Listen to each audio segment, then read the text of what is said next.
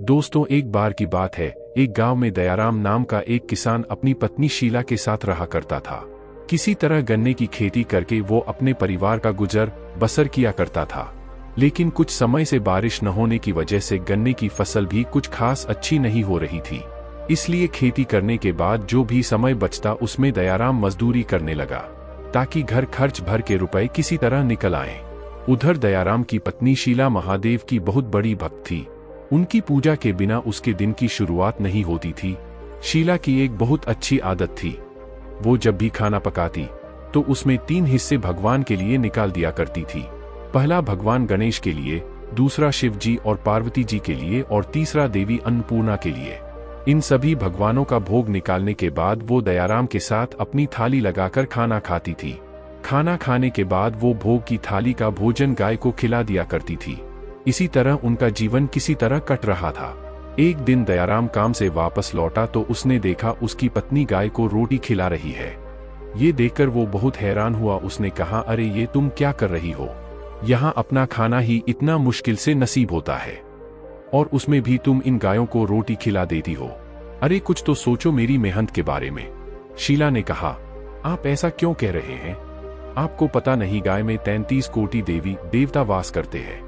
क्या पता महादेव की कृपा हम पर हो जाए और आपकी कमाई बढ़ जाए। दयाराम ने कहा, अब तक तो कुछ हुआ नहीं, आगे का क्या ही कहें। खैर, तुम्हें सही लगता है तो तुम करो ये सब। अगले दिन जब दयाराम मजदूरी पर गया तो उसे सच में दुगना फायदा हुआ। उसे जब दिहाड़ी मिली तो वो बहुत खुश हुआ। उसने सोचा ये सब उसकी पत्नी के विश्वास का ही नतीजा है, इसलिए आज की कमाई मैं उसी को दूंगा। दयाराम खुशी खुशी घर पहुंचा और जोर जोर से चिल्लाकर शीला को पुकारने लगा। शीला ने कहा, क्या हुआ, क्यों चिल्ला रहे हो? दयाराम ने कहा, देखो आज कितनी कमाई हुई है मेरी। ये सब तुम्हारी भक्ति का ही फल है, इसलिए ये सब तुम रखो। इन रुपयों का तुम जो करना चाहे वो करो। शीला ये सब देखकर बहुत खुश हुई। उसने कहा, करना क्या, चलिए मंदिर चलते हैं।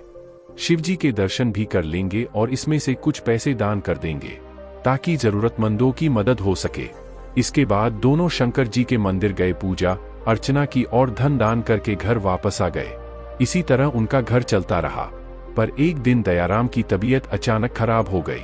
डॉक्टर ने उसे बताया कि तुम्हारा दिल कमजोर हो गया, इसलिए अब कम से कम तुम्हें 3 महीने तक कोई काम नहीं करना है। ये सुनकर तो शीला की सांसें ही अटक गई। वो जोर जोर से रोते हुए बोली, हे महादेव, अब घर कैसे चलेगा? अगर ये काम नहीं करेंगे तो खाने और दवाइयों के पैसे कहाँ से आएंगा? पर कहते हैं न, जब आपकी भक्ति सच्ची होती है तो आपके दुख में भगवान भी दुखी होते हैं। ये सब देखकर भगवान शिव बहुत दुखी हुए। उन्होंने तय किया कि वो अपने भक्त की मदद खुद करेंगे। उन्होंने इंद्रदेव से कहा, मैं अपने भक्त के खेत में खुद किसानी करूंगा, आप बस सही समय पर वर्षा कर देना। इतना ही नहीं, उन्होंने देवी अन्नपूर्णा से कहा कि आप इस बार दयाराम के खेतों में अच्छी फसल करा देना। इसके बाद भगवान शिव किसान का रूप खाकर दयाराम के खेत में दिन रात मेहनत करने लगे और सही समय आने पर उसके खेतों में गन्ने की फसल लहराने लगी। एक दिन शीला सो रही थी कि उसके सपने में महादेव ने उसे दर्शन दिए और कहा, शीला, मैं तुम्हारी भक्ति से बहुत प्रसन्न हूँ, इसलिए अब समय आ गया है कि तुम्हें तुम्हारी भक्ति का फल दिया जाए। तुम्हें चिंता करने की जरूरत नहीं है। तुम्हारे खेत में मैंने खुद किसानी करके फसल उगा दी है, जिसे बेचकर तुम अपनी जिंदगी अच्छे से बीता सकती हो। इतना ही नहीं, बहुत जल्द तुम्हारे घर एक नन्हा मेहमान भी आएगा। ये सब कहकर भगवान शंकर अंतर्ध्यान हो गए। तभी शीला की नींद भी खुल गई। उसने बिना समय गवाए सारी बात दयाराम को बताई, जिसके बाद दोनों पति पत्नी सच का पता लगाने खेत पहुंच गए। खेत में दोनों जो कुछ देखा उसके बाद वो हक्का बक्का रह गया।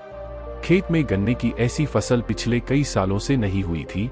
दोनों भगवान शिव की शुक्रिया किया और तुरंत दर्शन के लिए मंदिर पहुंच गए। उन्होंने भगवान शिव का अभिषेक कर उन्हें तरह तरह के पकवानों का भोग लगाया। पूजा करके दोनों लौट ही रहे थे कि तभी मंदिर की सीढ़ियों पर एक नन्हा बालक जोर जोर से रो रहा था। शीला ने जब उसे देखा तो उसकी ममता उमड़ आई। वो सोचने लगी, आखिर इतने छोटे बच्चे को सीढ़ियों में छोड़कर कौन चला गया। तभी भगवान शिव पुजारी के भेष में आए और बोले, पुत्री, एक दुर्घटना में इस बच्चे के माता पिता की मृत्यु हो गई। अगर तुम इसे पाल पाओ तो ले जाओ। ये सुनते ही शीला की आंखों से आंसू छलक आए। उसने दयाराम से कहा, हमारे वैसे भी कोई संतान नहीं है, क्यों हम लोग इसका ही पालन पोषण करें? इसे माता पिता की छाया मिल जाएगी और हमें संतान का सुख।